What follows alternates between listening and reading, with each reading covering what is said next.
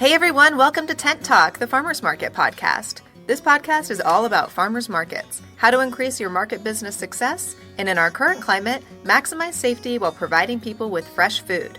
Farmers markets are essential. Whether you're a farmers market manager or a small farmer or food maker selling at farmers markets, you have found just the right podcast.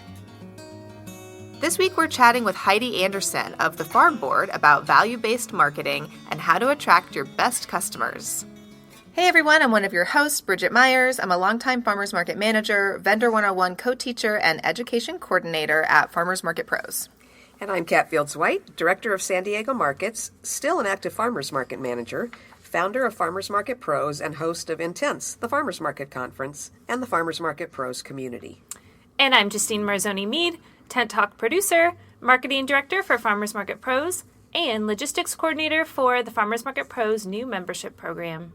Today's episode of Tent Talk, the Farmers Market podcast, is supported by Blue Owl Promos. If you registered for last month's Intense, the Farmers Market Conference, you've probably seen some of the wonderful swag that we worked with Blue Owl to produce.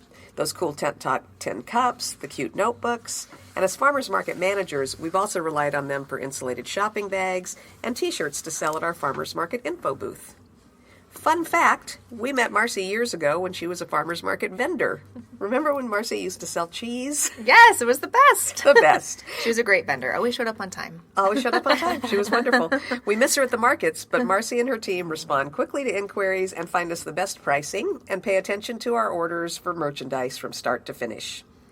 If you're ready to add popular logoed merchandise to your info booth, people love it. It's a nice additional income stream. Contact Blue Owl at blueowlpromos.com/tent talk and tell them the Farmers Market Pros sent you.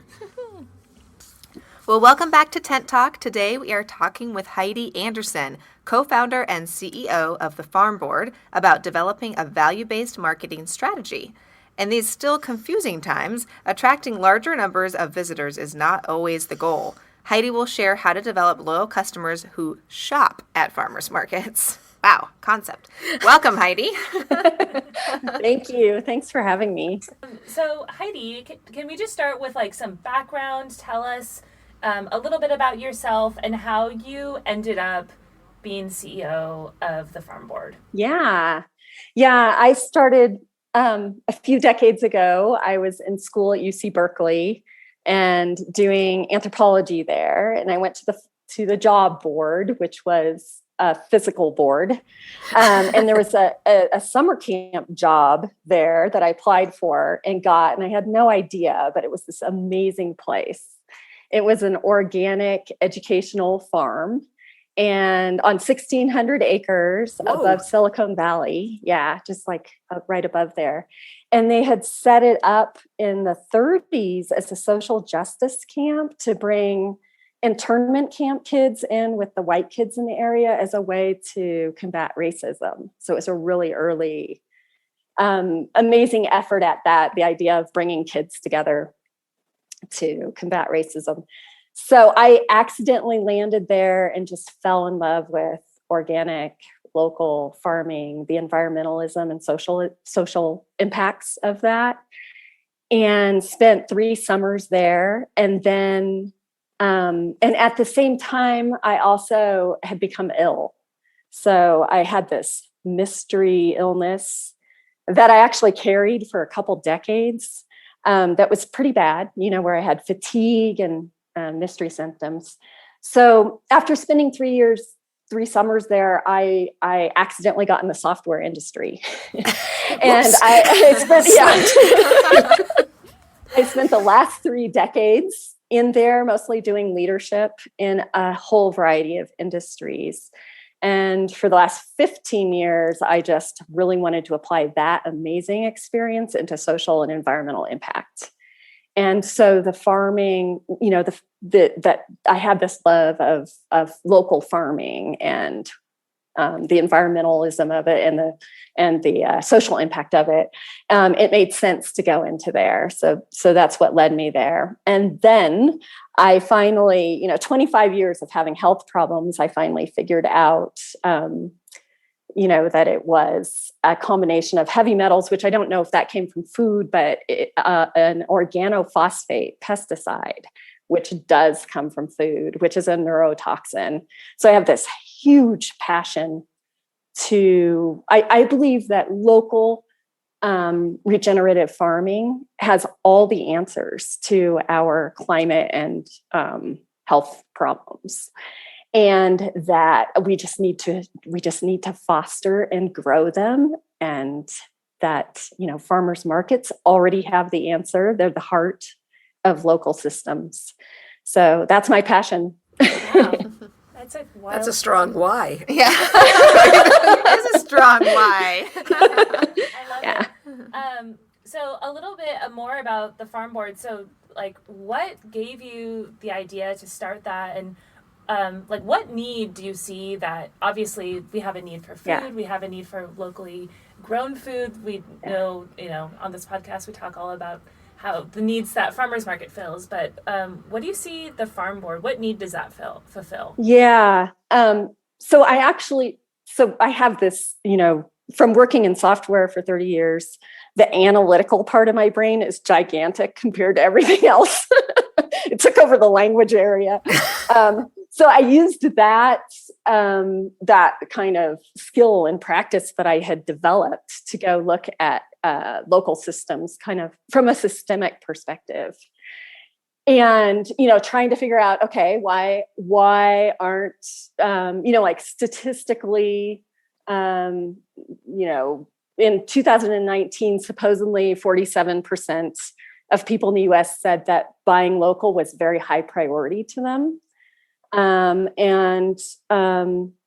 Roughly there was $1,800 billion in food exchange happening at the same time.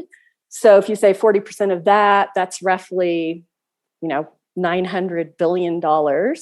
And farmers markets were bringing in $1 billion. So it's like 900 billion versus $1 billion. There's huge opportunity here. That's not, why. And so what I ended up doing was super examining, what makes somebody who loves shopping at the farmer's market go to Whole Foods instead of the farmer's market. And I think the classic answers to those in the industry would be, or what would be at the top of that list of reasons would be convenience and what I've started calling pricing transparency. So when people don't know the prices of what's at a farmer's market, they make up whatever in their head they're going to make up, and they worry, actually. So you go to Whole Foods or Safeway and you know what you can get there and what the prices are. And you're choosing, all of us, we choose with food sourcing because we all do it, and we all, we all have to do it repeatedly. We're constantly making price versus value decisions about it. And the only way you can make those decisions is if you know the prices. So that's on the price side. And then on the convenience side, I think people have been thinking that convenience, or at least what I've read, I think a lot of people who've analyzed this have been thinking that the convenience things that matter are things that farmers markets can't really address, like being open 24 hours a day. Farmers markets aren't going to do that. But I actually came to the conclusion that that's not actually what matters convenience wise. There's a low hanging fruit convenience related item that is super easy to solve that would attract a massive amount more sales. And that is for people to just know what's at the market and what the prices are. And then they will use, instead of the market being a treat buy, which is I think what happens a lot. And it happens because people go to the grocery store, they buy all the groceries, then they go to the market and they've already bought their groceries, or if the prices feel a little bit too high for that kind of premium product, they think of it as a treat buy. You'll buy one heirloom tomato instead of do grocery shopping. So I believe that this answer of sharing what's at the market and the pricing is profoundly helpful for attracting food sourcing sales, which is what I've been calling them, which is shopping sales as opposed to treat sales. And that the trick with pricing is to keep it in line relatively, just not too far off other premium products, of like premium products. And, I think one of the mindsets that people can get into in the local economy area is that you can fall into like a commodity pit, where you think, okay, I grow carrots. I, had incredible carrots last year. This year's carrots are okay. They're a commodity. But I would say they're never a commodity because farmers markets offer, and vendors at farmers markets offer the values that customers are looking for in addition to the actual goods. So that gets into values-based marketing. It's combining the customer's values that they're looking for with the good that you're selling. And that's a premium product that deserves premium pricing. That's a great lead-in. I was like analyzing all of that. And that's a wrap. That was amazing. So I know you say value-based marketing a lot. So like what would you say is like a short definition of value-based marketing? Is that what you're saying? Where like people are explaining what their value is and that they're clear with their pricing on things, and how is that tied into the marketing when it comes to getting the word out about that? Yeah. Values-based marketing is going entirely customer-centric. So you're identifying your target customer segment, which I'll talk about in a second. And then you are messaging to their values. So their values align with yours because you don't want to, that's your whole point as a vendor or even a farmer's market, right? But like as an example, a farmer might be a regenerative farmer, but I would argue that the vast majority of people don't know the incredible power of regenerative farming, that it can actually reverse our climate problems. If everyone, the Rodale Institute says if everyone was doing it, we would be carbon neutral. So I don't think the public knows that. So, but the public does know, for example, that they are looking, or these ideal customers, they're looking for the freshest, tastiest, healthiest food they can get for a reasonable premium price. And the farmer's market can provide the most fresh food that you can get anywhere. It's not a contest. And if you have the most fresh food, you're likely to also have the most nutritious, and you get that from regenerative farming too, and the tastiest as well. So farmers markets really outcompete anybody else in terms of supplying those values. And it's a matter of putting them in terms of fresh, flavorful, and nutritious, because that's at the core of what people are looking at from a personal perspective. And then in addition to that, you get these amazing environmental and social values. Community building, also one that farmers markets can offer, without having competition. Although you can do regenerative farming in conventional systems, you don't get all of the other local benefits with it if you're buying it there. So it has like this additive environmental impact that's huge. So it's a matter of identifying their values. And what we did was, I actually initially started working on this with Stephanie Fenty from the Farmers Market Coalition. And we gave one workshop on this, which was like the first draft.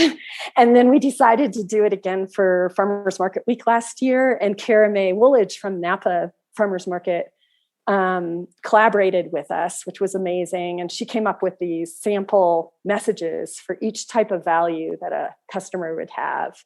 And so I've been just iterating on all of this.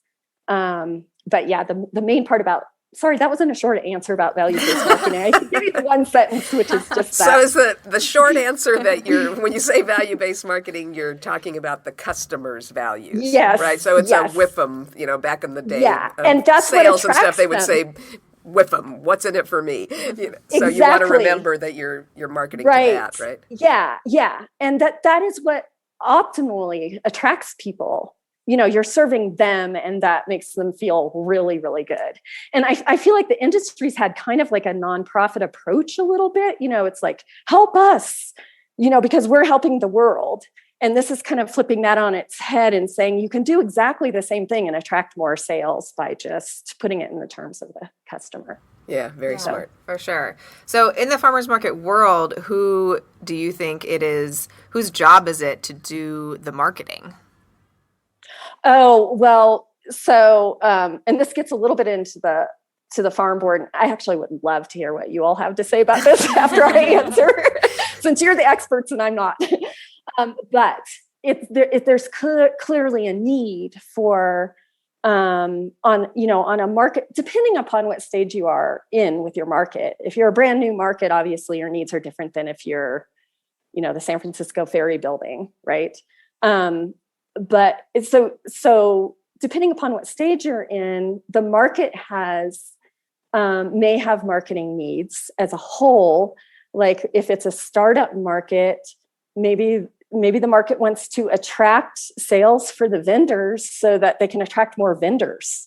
It's like you need to get your thing going, and that's a market level marketing activity. And then of course the vendors always need to do marketing as well, unless they're selling everything out with no effort, which isn't the case for most vendors.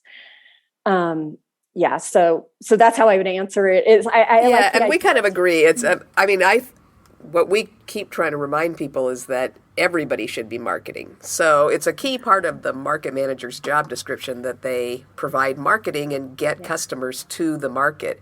But especially if you've got a market that's growing or a big market that's thriving, in order for each farmer and vendor to stand out at that market, they've got to be doing their own marketing so that people pay attention to them as they're walking down the aisle. And the most productive and valuable marketing is when everybody's doing it together. So everybody's got those social media accounts and they're tagging one another. And everybody, I swear we're going to do a challenge. We're going to do a 30-day challenge on this later in the year where you can win valuable prizes by actually posting the location of where you're selling every time you post. For 30 days, just to get the habit. The times would be good too. Times, that's location. I've got markets that I followed for years that I still don't know what state they're in. Exactly. Sales. And win valuable prizes. And what are those valuable prizes? Sales of your product. It's money in your pocket. It's amazing. So we're always looking for other opinions to, maybe we're missing something. Maybe it is only one person's job, but I don't think so. I think the correct answer is it's everybody's job. I'll describe it, but that is what the farm board does, is it makes it super easy to do that, to do the collective thing and to minimize everyone's work around it with big impact. So that's what we were going after. Yeah, that's great. And I like your approach and what you were saying, that markets taking the approach of not only, come shop here because you're helping us and you're helping the earth and you're helping small farmers, which is, of course, a part of shopping at a farmer's market, but more like, well, you can help yourself and your health and the health of your family. And, this is something you do for you. Thank you for coming out to our market, but this is also a benefit to you. So taking that marketing approach, I think you will reach a whole new sector of shoppers who might just be, going to Whole Foods or buying commodity produce somewhere else. You can reach them by taking a little bit different approach. Not that they don't care about helping communities and the earth and all that, but just try to widen that scope a little bit, and you'll collect more of those shoppers coming in to spend money because it's a benefit to themselves. Yeah, I think so. Like when we do hashtags, keep farmers farming is important. Yeah. Farmers markets are essential is important. Yeah. But I try to always throw in fresh tastes best. Yeah. It tastes better. So.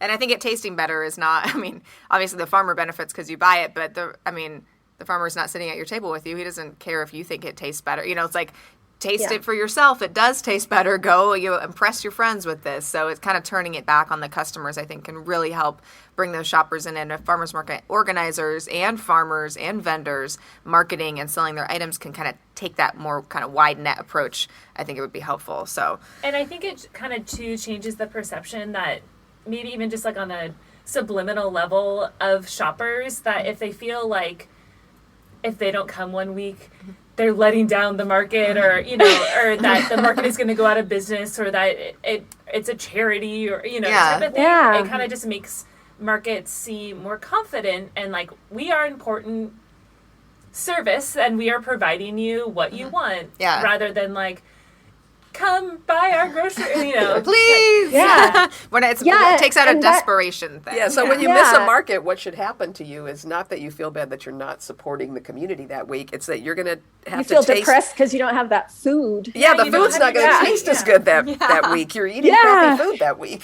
Yeah, I totally agree with that. And I actually think it's true that these markets are providing amazing service and can be super viable, whether they're nonprofits or not, they can be super viable businesses. And the way to do that is to manifest being a viable business. Yeah. For sure. What outlets do you suggest farmers, vendors, and farmers market managers use to get their messaging out? And don't just say the farm board, but what other outlets? And actually it has to be coupled. But so I've been working on material around this too, because I'm super kind of obsessed with a minimalist marketing formula for strategy that people can work with. And I think that the outlets, are your outlet decision is impacted by several things. And part of it is just the staff. It's like, if you are somebody who loves social media and you're great at it and it's easy for you, that's a super good outlet to use. If you, a lot of farming vendors are introverts. I'm an introvert, so I kind of know about this. Social media is kind of torture. So I actually wouldn't suggest a single method for sharing messages. I would try to match it to the people who are doing it in the specific market and what their goals are. But having said that, I think that email lists provide something that nothing else provides, which is that it's a way that customers who really care about shopping at the market want to be on the list. And they're all on the list. And so if half of them aren't attracted to social media, they're still on the email list. An email list is, everybody uses email and not everybody uses the other ways in which to hear from people. So I think of it as, from a minimalist perspective, if an email list alone works for a market, then that's good enough. And, and then that you can, in most cases, you would just build on that if you felt like there was a need and, that you would be getting benefit. And the benefits are, measured by, are you attracting all the sales that you want to attract or visitors, which either one you're after. Yeah, someone was just talking about that in our Farmers Market Pros community, the email list versus kind of using social media, since algorithms and things can kind of put hiccups in those kind of targeted marketing. It's hard to figure out who you're talking to. With an email list, you know who you're talking to. You're talking to people who signed up to get your emails. And just not forgetting. Shoppers. They're the shoppers versus the community. Yeah, exactly. Or a subset of the community. Yeah, so if you wanted to, social media is a good choice if you're a brand new market. And you want to, and you're trying to attract shoppers that don't know about you yet, then you're getting a wider, maybe you're reaching the wider community that way. Or well, I think it's a good reminder. So even your folks that are already committed to you, that whole thing about reminding people where you are and what hours you're open, social media is great for that. It's handy to just keep poking at people and keep giving them pretty pictures that remind them of the basics.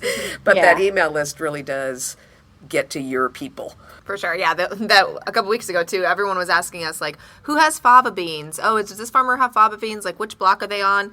And then all of us in the info booth were like, why is everyone, asking for fava beans? That's so weird. Are you trying to tell me that the people in the info booth didn't read the newsletter? That's what I'm hearing. The only week that we haven't read the newsletter was that week. But Fernanda said, oh, yeah, because Kat's newsletter. And I was like, oh, of course it was. Usually I read it, but I was like, oh, that's why. It's so funny. We sometimes still to this day will see people show up clutching a printed out copy of the email newsletters with their shopping lists, because a lot of times we'll link to recipes and that kind of thing. So they'll show up with, I'll put in a newsletter blurb, make this recipe, go to this farmer and get fava beans, and go to this farmer and get mint, and go to this farmer and get butter. And they'll map it all out and show up and you tell them what to do, and they kind of follow instructions. It's really amazing. They just want direction. They just want you to tell them what to do, which is how I am in my life, too. I'm like, just tell me what to do. I'm so busy. Just tell me what to buy and what to make for dinner, please. Yeah.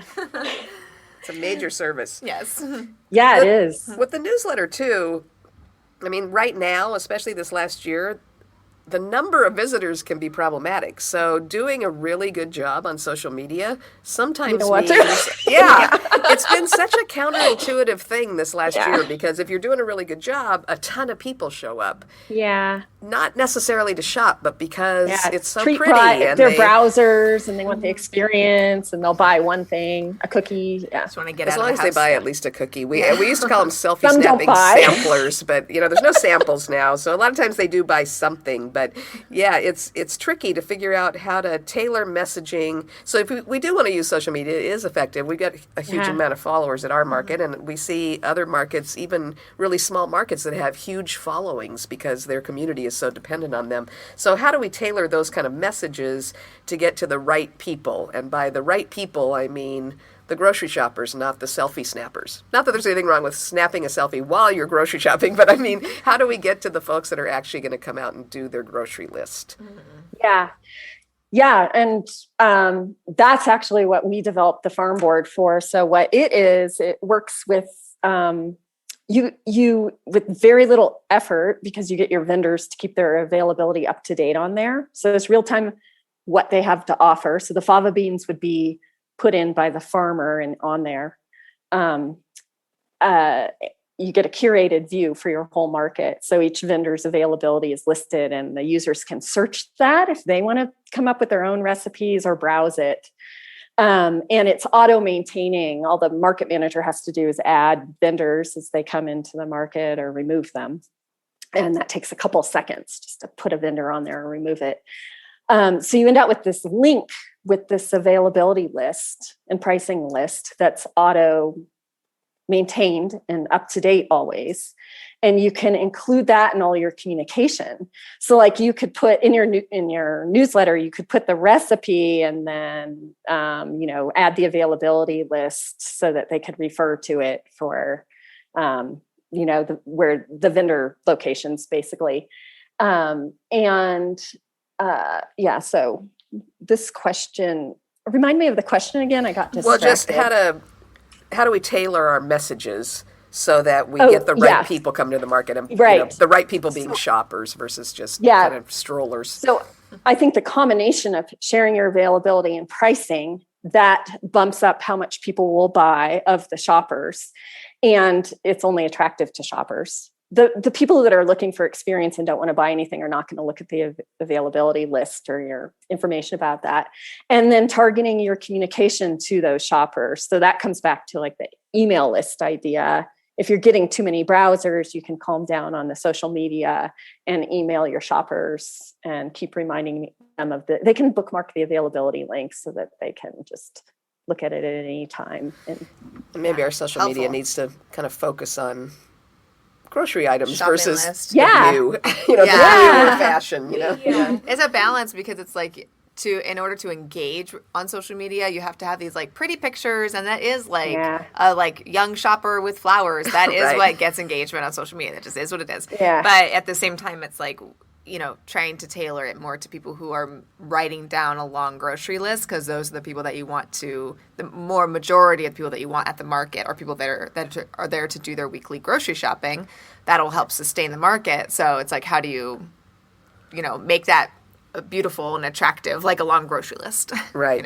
Yeah, and I think it's just a matter of kind of developing a social media plan and a newsletter plan, for that matter, a set of protocols that reminds you that, this percentage of posts really needs to be focused on a grocery item, and then this percentage of posts needs to be focused on the view and the fact that we have a pretty fountain and that it's a fun place to be on Saturday, and kind of work it through there. I mean, with everything going on in our multitasking world, Heidi, what's the best way to organize marketing to make sure it gets done?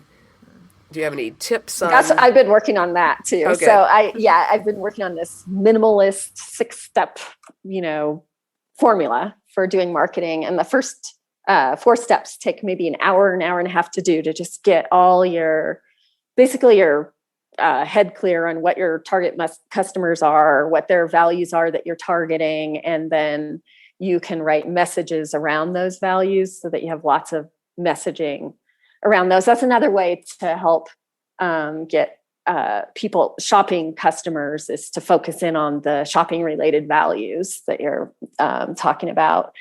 And then once you have all that, I've been working on this, a way to like choose to analyze the tools that are available between social media, kind of what you want on your website.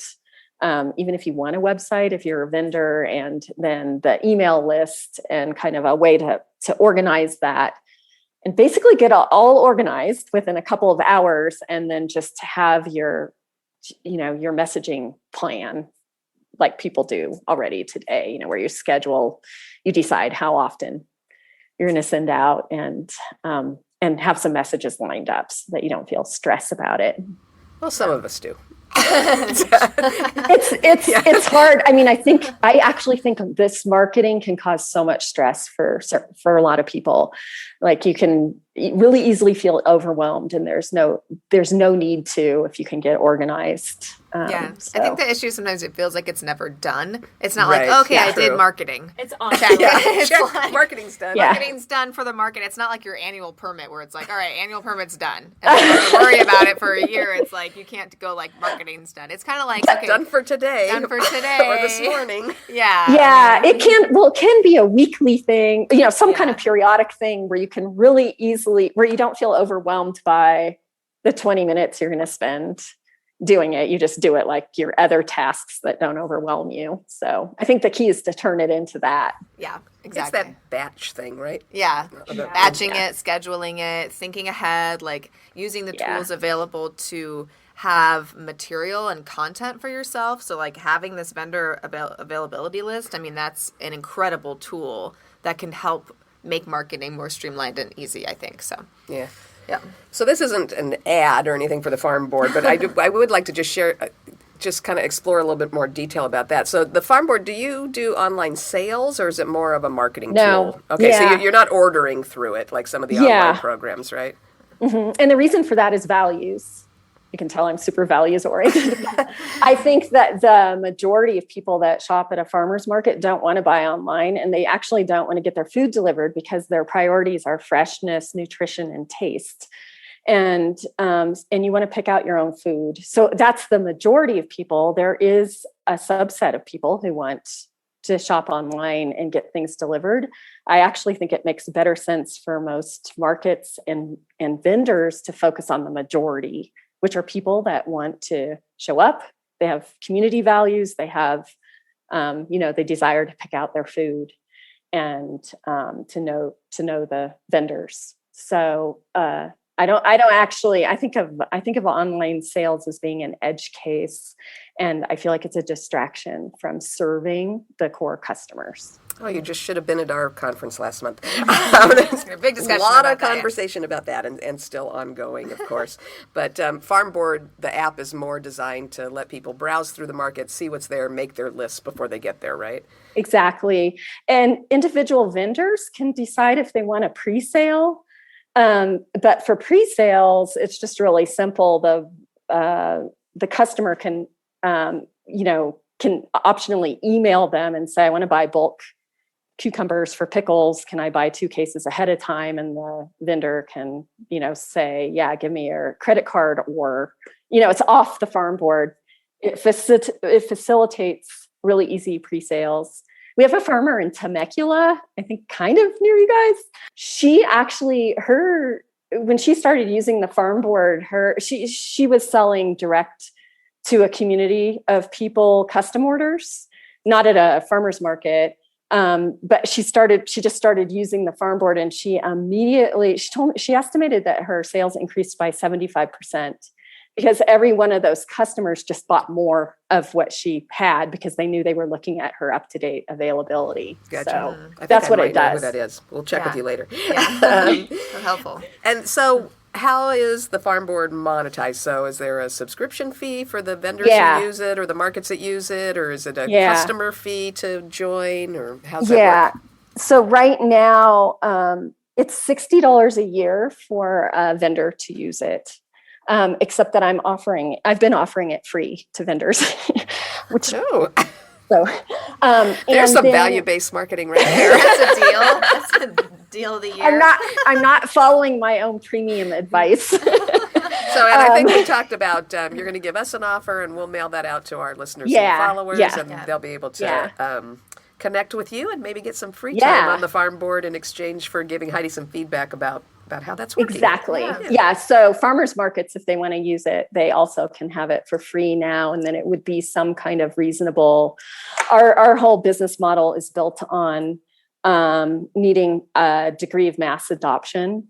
So we need, by the time we're really well self-sustaining, we need about 8,000 vendors on there. So, for now, I'm just working on getting super happy customers. Kind of get into that critical mass. Yeah. So I guess and the nice thing about being in a service like this where there's a subscription fee is that it's not monetizing things by working an algorithm against you. Yeah. So, they say about the free social media services, you're not the client, you're the product. Yeah. So it's true. And I've developed just from being in the industry for so long. I kind of invested in Tristan Harris's work. Did you watch The Social Dilemma? Oh yeah, that documentary? Yes. Yeah. I watched that with my kids actually. So this is designed not to violate any user in any way. You don't share any information that we use. You only share information that you want to share with the community. And there's no ad model. So there's nothing being imposed on you own your information, and it also doesn't trap anybody. Right. So and we've had conversations about that. We'd be willing to pay to use social media in exchange for not having them, control who our message gets to and share our information with other people. Yeah, exactly. So we like that idea. This is a brave new world of marketing and media. Or that's maybe a value going back that to the I old share. World. Yeah. Yeah. I love that. We all share that value. So, you're reaching us for sure. Yeah. So we will get that out to our listeners and make sure that they have that connection so that they can talk to you about maybe some free time on the farm board to give you some feedback and see how that works. We've really appreciated your time today. Yeah. Thank you so much. Yeah. You've had I such have good huge information. gratitude. It's great talking with you. And thank you. This has given me a lot to think about as a market manager. Just absolutely targeted marketing. Yeah, for sure. Get those and it sounds like shoppers. for farmers. It works well for farmers. For sure. Yep. Absolutely. Thanks so Great. much, Heidi. Thanks, Heidi. Appreciate Okay, it. thanks. All right. Bye. Thanks for listening to Tent Talk today. And big thanks to Blue Owl Promos for providing farmers, food makers, and farmers markets with clever promotional products at fair prices, and for supporting Tent Talk, the Farmers Market podcast. Find them at blueowlpromos.com/Tent Talk. Farmers markets are all about community, and all of us, operators, farmers, and vendors, keep learning. Connect with people just like you from various parts of the country and share what's happening in your area in the terrific conversations over in our private Facebook group, the Farmers Market Pros Community. Please find us there, answer the 3 qualifying questions, and join the group. You can also message us on Instagram at Farmers Market Pros or email us at connect@farmersmarketpros.com. If you're just getting started in farmers markets, check out our Vendor 101 online course at farmersmarketpros.com. Thanks for listening to Tent Talk. Please leave us a review on iTunes, Stitcher, Spotify, YouTube, or wherever you access your podcast, and tell us and others how you're enjoying Tent Talk. If you are listening on YouTube, give us that thumbs up. And be sure to subscribe to our podcast so you don't miss the next episode. Tent Talk, the Farmers Market podcast, is proudly produced by Farmers Market Pros, where passion meets profit. Today's episode was recorded and edited by Justine Marzoni-Mead. Original music by David Mead. Thank you so much for listening today, and we will have another great episode next week, so tune in.